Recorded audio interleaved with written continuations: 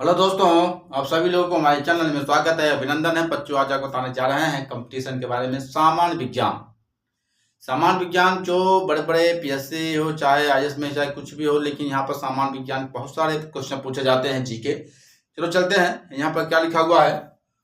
लिखा हुआ है निम्नलिखित का मिलान कीजिए। क्या लिखा हुआ है? निम्नलिखित का मिलान कीजिए। पहला क्या है? अंडाशय।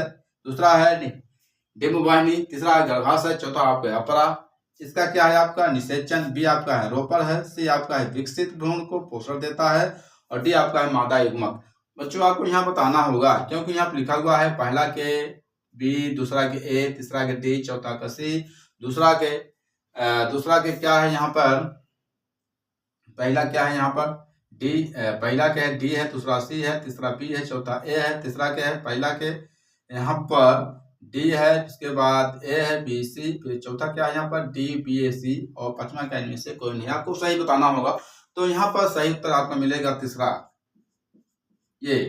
क्योंकि आपको चलो बता देते हैं, यहाँ पर लिखा हुआ है पहला के डी। पहला डी कौन है यहाँ पर? मादा युग्मक। और दूसरा के ए कौन है? निषेचन, ये सही है। और तीसरा के पता है बी। तीसरा आपका क्या है? गर्भाशय है। तीसरा के बी कौन है? आपका रोपर है। फिर चौथा लिखा हुआ है सी। तो चौथा कौन है यहाँ? सी। से आपका क्या है? विकसित भ्रूण को पोषण देता है। ओके, ये आपका सही जवाब है। यहाँ पर लिखेंगे